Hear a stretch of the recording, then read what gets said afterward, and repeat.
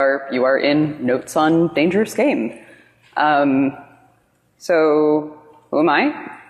I am a historian that went walkabouts and wandered into ICT security about 5 years ago by way of arms control and a number of other things. I recently have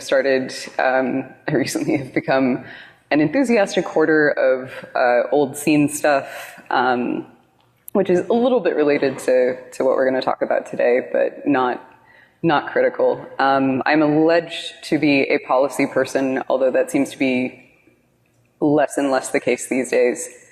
And also, just shout out to all of my friends at Black Hoodie Reverse Engineering Bootcamp. I am a sort of living pedagogical experiment. You know, can you teach a historian or a humanities person how to use computers?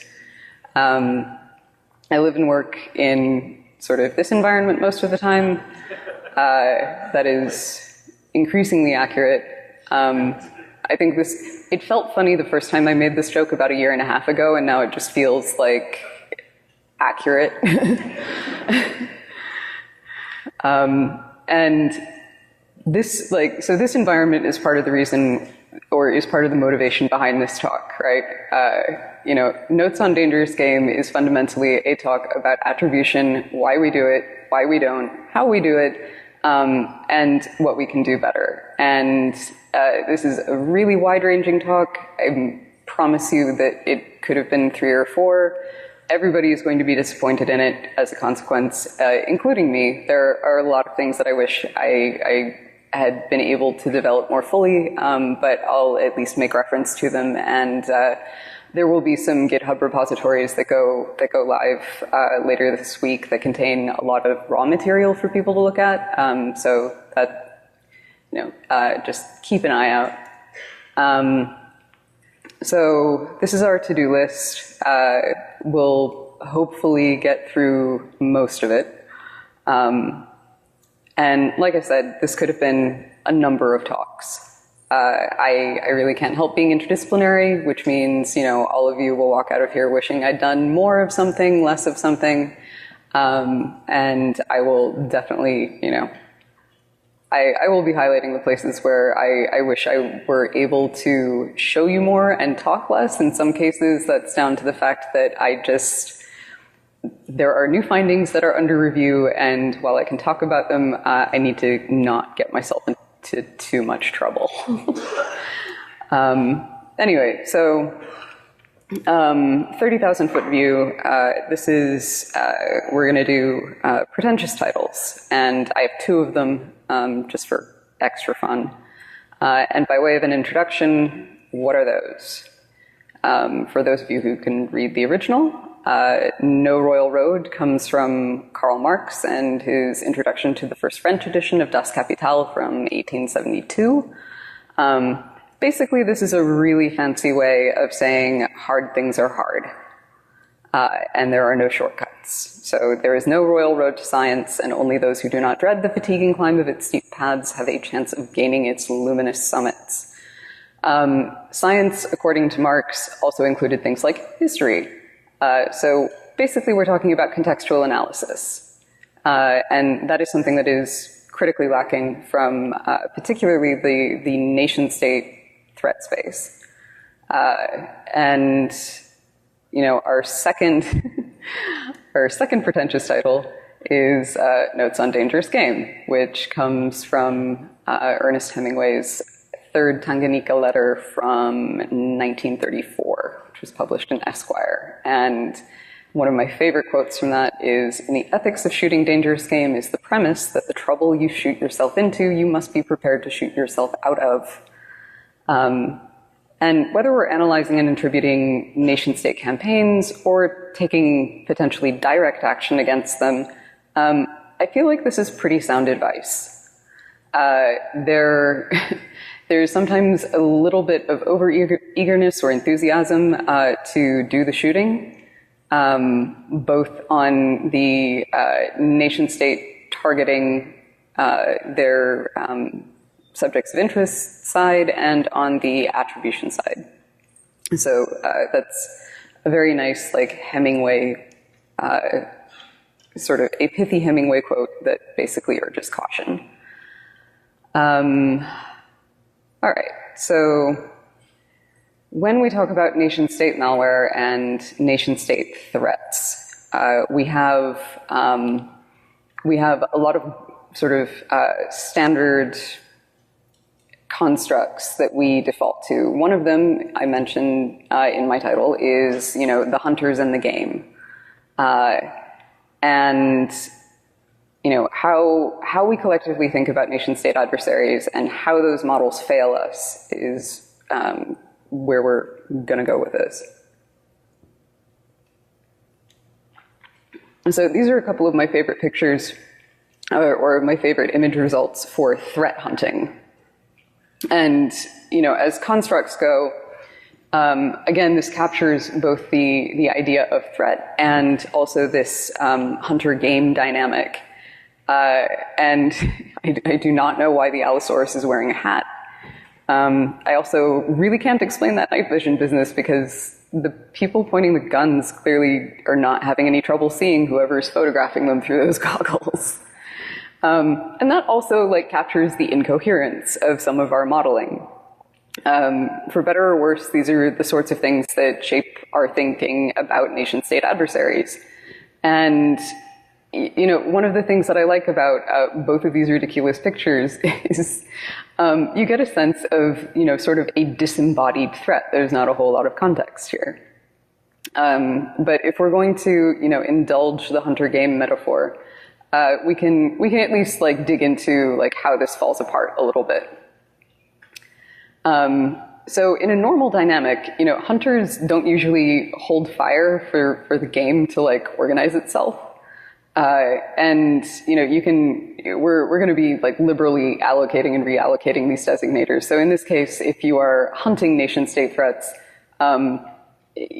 sometimes you might not necessarily withhold publication altogether, but give a friendly heads up to an intelligence agency that you found something and will be, pushing remediations for a thing that they have done.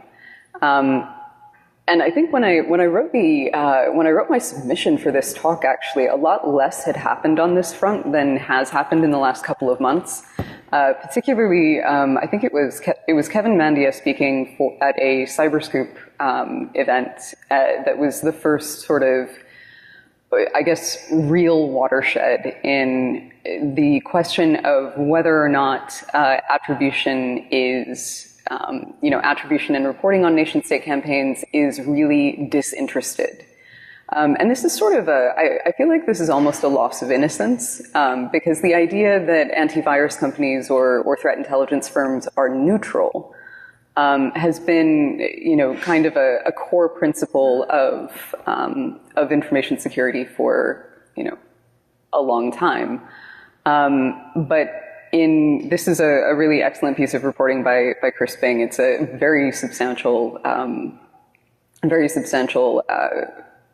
piece, and one of the best quotes is about Microsoft, where, they have privately notified US government in the past, and these kinds of relationships exist all over the world. This is not just the United States.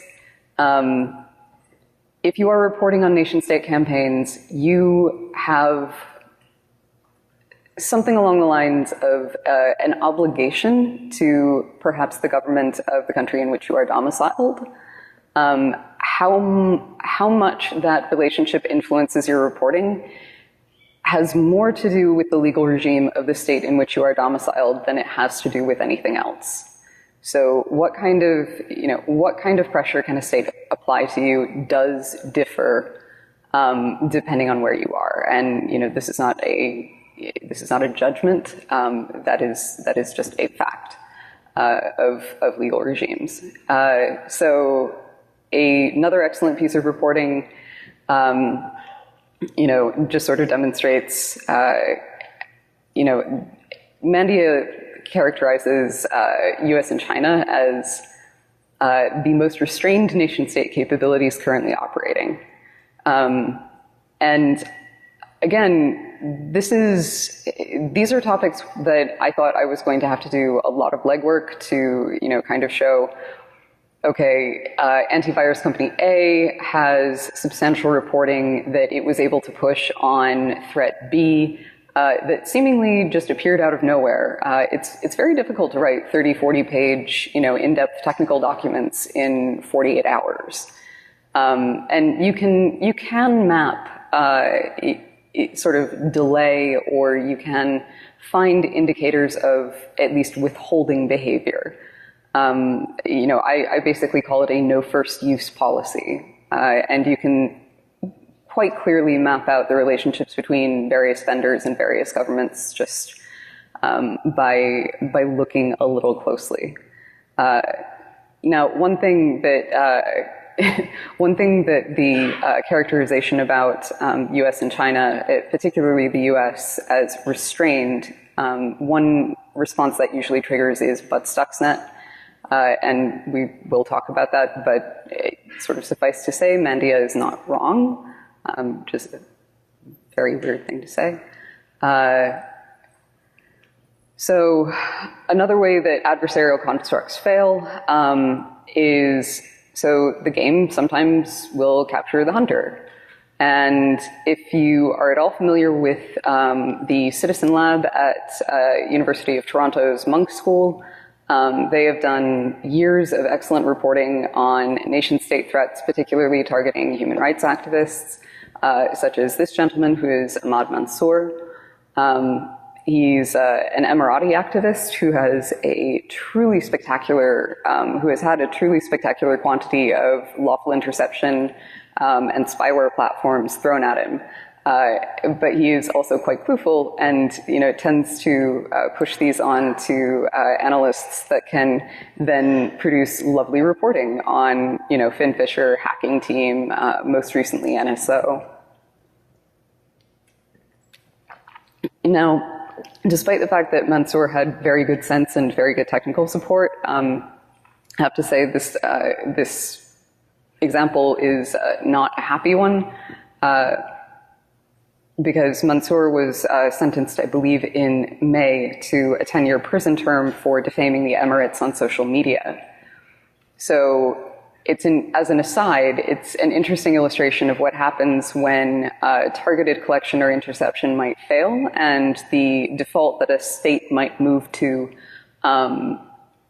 in this case, just frank censorship.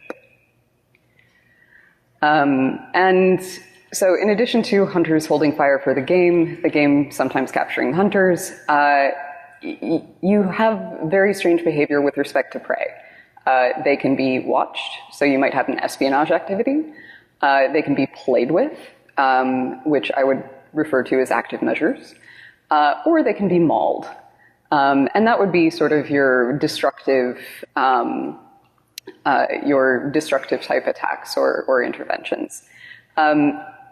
And this may appear to be random, but it really never is. And one thing I want to emphasize is that the sophistication of an attack is not always reflective of the absolute technical capability of the actor executing the attack. So these are options in a toolkit. They are not strictly bounded by ability. All right, so story time. This was a fun exercise in trying to weave together the, not the real stories and the truther story, but the real story behind a number of malware campaigns and nation-state threats that most of you will have heard of. So just, I get audience participation, show of hands. How many people have heard of Stuxnet? How many people have heard of Dooku 2? Okay, still most people. Awesome. We're off to a good start. How many people know what this is? Okay. So this is a state portrait taken during the P5+1, so that's the permanent 5 members of the UN Security Council +1 negotiations over the what is called the Iran nuclear deal, or the JCPOA, that is the Joint Comprehensive Plan of Action. And how many people have heard of the JCPOA before? Okay, so because that's not a lot of people, a backstory is that Iran's nuclear program has been a problem for geopolitical stability for some time. There have been efforts to bring it under control, and the Joint Comprehensive Plan of Action is, the TLDR is that it is the most consequential piece of arms control that has been executed in this century. So of the last 20 years plus, in terms of nuclear nonproliferation and global stability, the JCPOA is pretty much it. Like, it's really quite important. And what it accomplished was it brought the Iranian nuclear program under the purview of the International Atomic Energy Agency, and kind of brought it out from the shadows and, into inspectability. And that is super important when you have a country that is isolated and paranoid and attempting to develop nuclear weapons. So, this is about Stuxnet, Dooku 2, Kaspersky AV, the JCPOA, and you. So, negotiations between the P5+1 and Iran began in late 2009. And in early 2010, Israeli Unit 8200 took a questionable decision to update some implant code in a piece of kit that they had developed jointly with their US partners. This really annoyed the US, particularly when it started breaking a bunch of centrifuges at Natanz and then spread beyond the facility. And when I said earlier that we will get to the but Stuxnet part, this is the but Stuxnet part. And I get super annoyed that the differentiation or the refinement is not made, that Stuxnet was a joint Israeli-US operation, but the decision to deploy it in the manner in which it was deployed was a unilateral one taken by the Israeli partners. This is not secret. This is actually quite well documented, particularly in Kim Zetter's book. And I do not know why Stuxnet is always cast as an America fail specifically, but as like a bit of course correction, yeah, that was a case in which one partner said no and the other partner said YOLO, and like that's like, and then a bunch of centrifuges started breaking. Now, if you don't know what happens when a centrifuge breaks, it's pretty awesome, because these are metal canisters spinning at tens of thousands of revolutions per minute, and basically they can send something on the order of shrapnel if you manage to break, the vacuum on one of these things, and they do fail regularly. Fast-moving machinery has fail rates. But when they fail in the numbers that they started failing in at Natanz, that's clearly, that is clearly a problem. Now, I have heard, and I used to subscribe, actually, this is me copying wrong thought, I used to think that Stuxnet was a net good, and that maybe the demonstration that it was possible to screw around with an enrichment facility, which, in terms of actual danger is not high up there, but in terms of being impressive, Stuxnet had one true love. It was the facility at Natanz, and it was, it was just overjoyed to be there once it got there. And, the idea that Stuxnet may have helped propel the Iranians to the negotiating table, that this may have been, stick that got them there, is something that I actually used to subscribe to, and it turns out that that is super wrong. And I think a lot of people in this community like to subscribe to that line of thinking, because it's like the implant did its job, this was successful. But it turns out that that is not the case. So in early 2010, centrifuges start breaking, but keep in mind that negotiations had started in 2009. the events at Natanz precipitated a 14-month hiatus in the negotiation of, as I said, the most consequential piece of non-proliferation and arms control that has happened this century. So negotiations actually did not restart again until 2011. The consequence of Stuxnet was actually quite scary in retrospect, because if things had not gone the way they did, if the Iranians had not been able to come back to the negotiating table, we may not have gotten the JCPOA at all. And that's kind of scary if you're an arms control person, because that means that in this world today, this horribly and increasingly unstable world, we would still have an Iran working on its weapons program out of sight, not under scrutiny. So, you know, my revised assessment of whether or not Stuxnet was successful is, you know, very much no. Like that was not a great call on the part of the Israeli partners. Now, negotiations restarted in 2011. They did immediately deadlock. There was a fresh start in 2012, which went better despite the Israelis still protesting politically. There was an interim agreement on the nuclear program announced in January 2014, and that was when they announced further negotiations for Vienna, Geneva, and Lausanne. The Israelis were very much not invited, but they decided to hitch a ride via Kaspersky in the form of Duku 2 and listen in anyway. Again, we weren't super thrilled about this.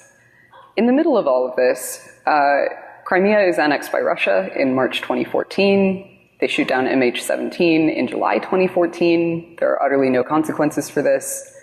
And Kaspersky apparently manages to miss this Israeli intrusion, via which they are spying on the JCPOA negotiations for about a year. Then they find out, they out the Israelis, and they publish on Duku 2 in June 2015. US are super annoyed with the Israelis again for snooping on negotiations that they were not invited to and making life super difficult again. Kaspersky was righteously indignant. The JCPOA was announced in July 2015 anyway. And let's see. So the plot twist here is that the Israelis passed intelligence from the Duku 2 operation that they executed to spy on the JCPOA negotiations to the US, showing pretty unneighborly hijinks by Russian intelligence services using Kaspersky products. The US was appreciative, but apparently unsure what to do. Relationship with the Israelis somewhat redeemed. Russia laughs quietly, proceeds to attack Ukrainian power distribution systems in 2015 with, you know, depending on your naming convention, Black Energy 2, 3, 4. And in the midst of all of this, the United States is suffering analysis paralysis as the shadow brokers threaten to dump stolen NSA wares. WikiLeaks is laundering stolen docs from Podesta and the DNC hacks. And we've got all manner of bears targeting the US presidential elections. And the point of this sort of integrated history is, you know, not to tell you that everything you know is wrong, not to scare you too much. But you can actually weave in the geopolitics to these nation-state campaigns. And yeah, the tech is cool on its own, and no, you probably don't want this stuff lurking around your network. But the point of this is that this shouldn't be novel. You know, when we do analysis in, say, arms control, you will not find strictly technical papers about the capabilities of DPRK's Hwasong 15 ICBM that do not mention the paranoia of the North Korean regime, that do not mention the origins of their missile development program, that do not properly contextualize the technology. And this is something that's fairly unique to information security. You know, we tend to aggressively ignore context. And, you know, this is not just a curio, this is actually a handicap. Because if you ignore that kind of geopolitical context, and again, this is security analysis. All of, nation states leak information left, right, and center. And if you're not using that in determining how you are defending, what you are defending, and making the determination of, what might come for you when, you have a literally infinite universe of things that you might be defending against. And the point of contextual analysis is to winnow down the universe of the possible to what is probable. And if you combine that with sound technical analysis, then you're actually getting somewhere. But as I said, it is very rare to see that in this industry. Anyway, so we're going to move on to the postmortem and try to figure out what we can learn from kind of integrated contextualization. So nation-state threats exhibit observables beyond the strictly technical ones that we usually consider. It is not enough to look at IOCs or TTPs. You actually have to look at the behavior of states. For actually one example, and this was very recent, about a week, 10 days ago, a Swiss biotech firm was targeted quite aggressively, or reported that it had been targeted quite aggressively by Russian nation-state actors. And I was seeing tweets to the effect of, oh my God, this is like actual Tom Clancy, James Bond stuff. But we should have seen that coming a mile away, because about 28 days previously, the Organization for the Prohibition of Chemical Weapons had empowered itself to do attribution in chemical weapons attacks. And in the document that they adopted, they named the Novichok agent that was used in the Salisbury and Amesbury poisonings, and they basically indicated that they were going to be performing nation-state attribution on that attack. Because that was the Russians were really, really quite unhappy. So instead of being caught flat-footed and going, wow, I wonder why they're doing this, or who could have possibly foreseen that they would have been targeting a Swiss biotech firm that is implicated in doing chemical weapons attribution, that should have been really obvious. But again, if you're not doing the integrated analysis, you're not going to see that. So we talked earlier about vendor relationships to nation-state threats. They do demonstrate a lot more entanglement in autocracies than in democracies. And this is what I was getting at when I said the relationship between vendors and states is dependent on legal regimes.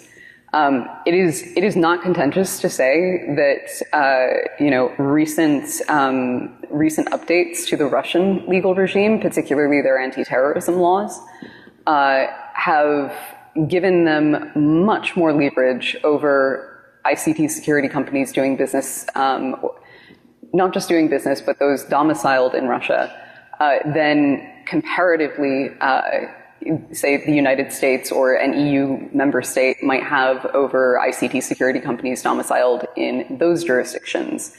And by way of an example, the requirement now in Russia is that companies have to host their data there, and there are now 8 different agencies that can be required to, or that can have warrantless access to that data, basically at will. So as much as grumpy and as paranoid as we can get about the processes that we go through for lawful interception and access in the United States, it is much worse in other places. That's not an excuse, but it's important to keep in mind. And the point of this is just you kind of have to read the manual if you are dealing with a nation-state threat. And I have joked that you shouldn't have to know diplomatic history to do root cause analysis. That may not be true. And, you know, I certainly find a lot of benefit in particularly reading international law and the behavior of states there, but I have strange hobbies. Again, relative sophistication. This trips people up a lot. How many people remember Operation Ababil? Like one person. Okay, so how many people remember the DDoS attacks? Again, these were massive DDoS attacks against US banks in, I think, 2012. Yeah, okay, so that was Iran. that was called Operation Ababil. And I remember at the time that it was attributed as if this was, you know, script kiddie stuff. And it was like, oh, this is, you know, clearly this is not sophisticated. Actually, that is very clever. DDoS is a great way to inflict massive annoyance, but it is also a really fascinating way to divert money or deny funds. So traditionally, you can only do, like, if you're sanctioned, you can only do counter sanctions meaningfully if you're significantly entangled with the state that has sanctioned you. So it doesn't really do anything if Russia, like, threatens to sanction the US, because there's not much entanglement and they're not very big. What's interesting about DDoS is this is a state that is able to do something like counter-sanctioning with no entanglement whatsoever in a way that does not violate international law, like very clearly does not, and in a way that doesn't really break anything. It's just really expensive and irritating. So when we talk about sophistication, again, we're usually only talking about technical sophistication.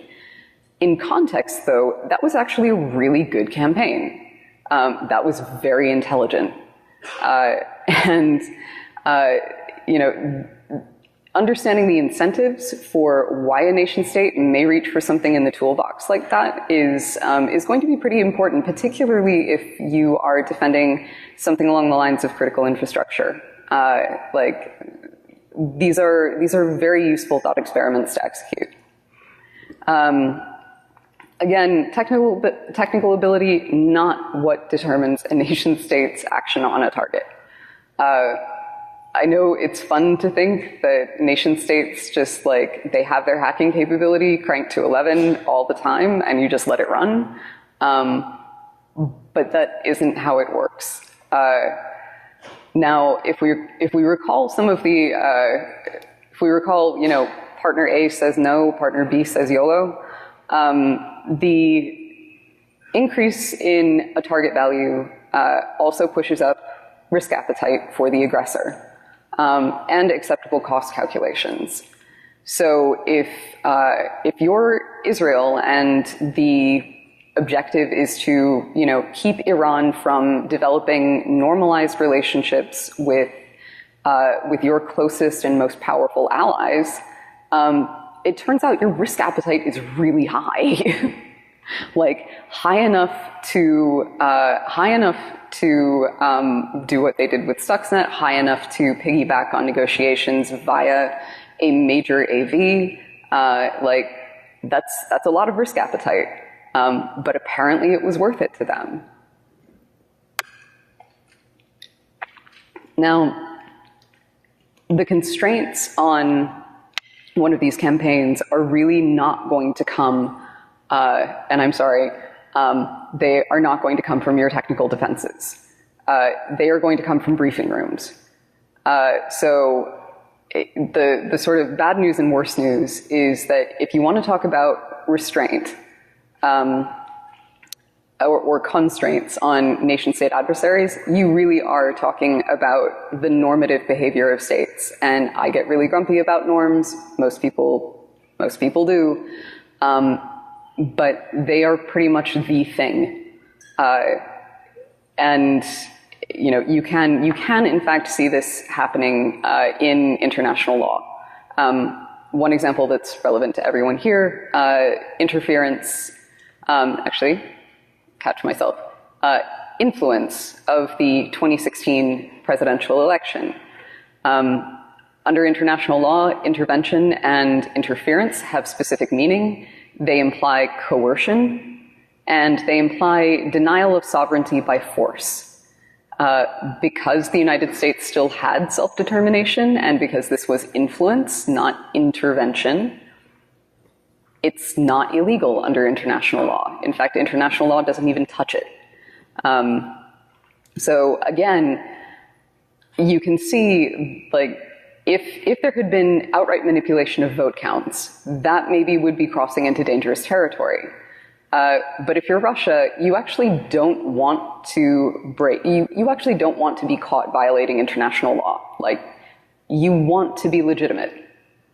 And you can see basically operational red lines not being crossed just by virtue of the fact that their risk appetite does not extend to being caught violating laws of armed conflict and actually executing intervention in a coercive way, unless there's already a shooting war going, in which case all bets are off. So this is also a form of signaling. And as we walked through the story of JCPOA, the popular narrative of Stuxnet as a signaling instrument, turns out to be wrong. But I think Dooku 2 is arguably a better, a good example of that being signaling. That was communication of enormous risk appetite. It was also leveraging a jointly developed framework. But there's also, you can get into some like pretty gritty specifics. So Stuxnet, as designed, again, had one true love, which was Natanz. But if you flash forward to like Crash Override, there's a big difference between having a framework that targets specifically Siemens PLCs versus a framework that is generalizable to protocols that communicate with, in a vendor agnostic way with all of that kind of equipment. So in terms of what that says, I would say that there is much more threat implicit in, the latter example than there is in like the highly tailored, more specific example. And again, just signaling. And a last point is that, or a last point in the postmortem is that it is really important to understand sponsor and affiliate agencies. Again, like I'm not putting like names of, I'm not putting names and headcount up on screen because I'm trying to keep myself out of trouble. But for example, the GRU is about 25,000 people. It's huge. But there's really good open source research on its organization, its budgets, its everything. Yes, you have to be able to read some Cyrillic, but it's totally worth it. And the objectives and the activities of those sponsor and affiliate agencies like GRU, Fancy Bear, APT28, the SVR is smaller, but it's still well over 10,000. And, their crew, I think, is usually referred to as APT29 or Cozy Bear. And, you cannot segregate the activities of the hacking crews from their affiliate agencies. It doesn't stop being GRU just because it's on the internet. And you do have to look sort of holistically at like, what other things does this agency do? What other relationships does it have? Where is it investing in capabilities development? And, the GRU example is, it turns out GRU has a very specific personality. It's not particularly elegant. It's not particularly restrained. They are not subtle. And, they are more than happy to use, Novichok agents on UK soil. And they are also more than happy to, continue using C2 even after it's been made as long as it works, because why not?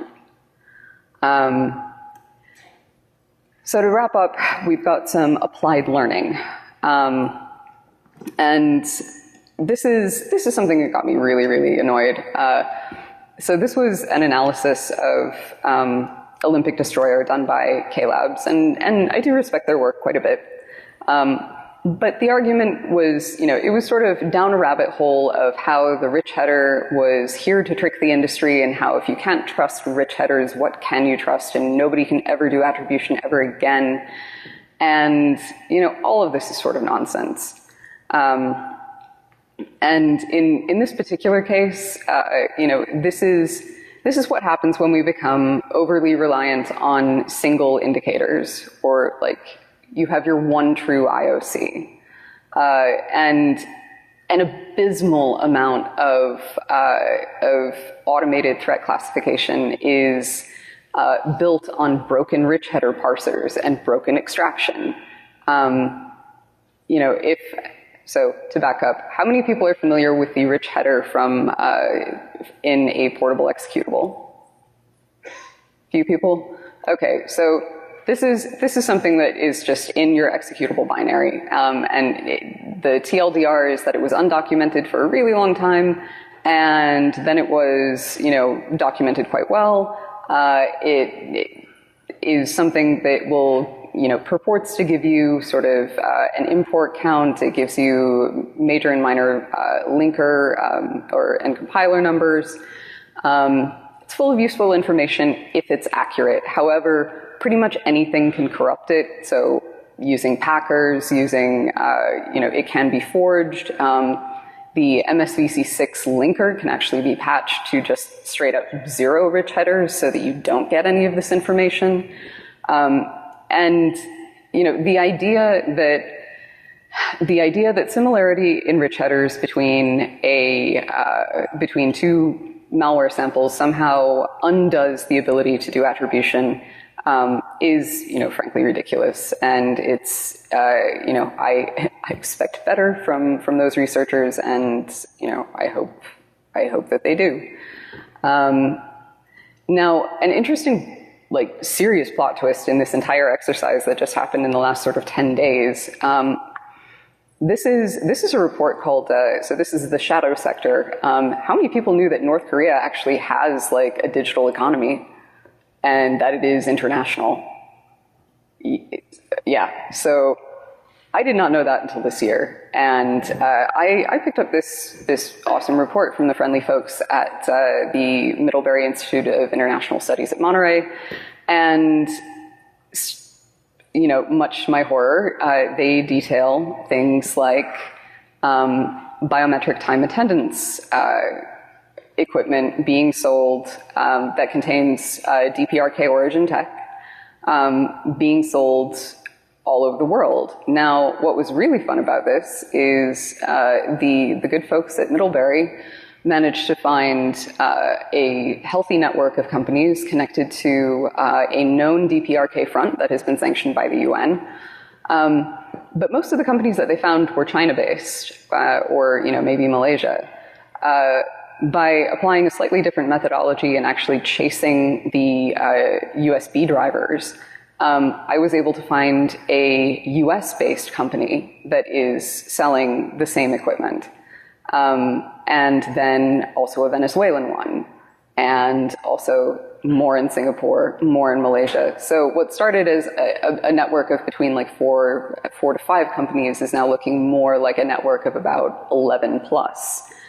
And in terms of supply chain penetration, the issue of whether or not there is malware riding on this is almost irrelevant.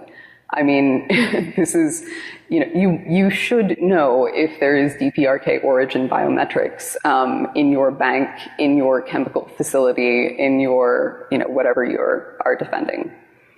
And just to wrap things up, this is my really, really strong recommendation if you do any kind of automated classification or analysis.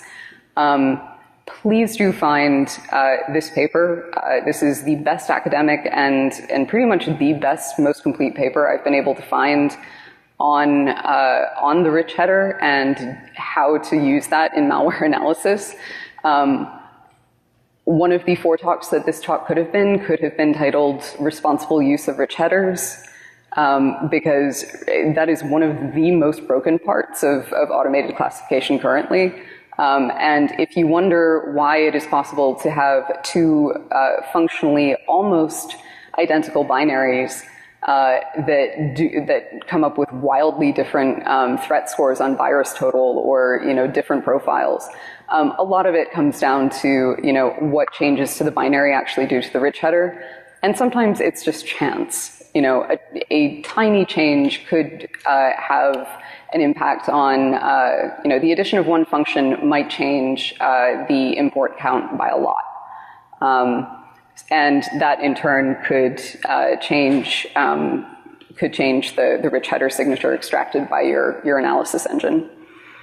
There's about 5 minutes for questions, so please ask.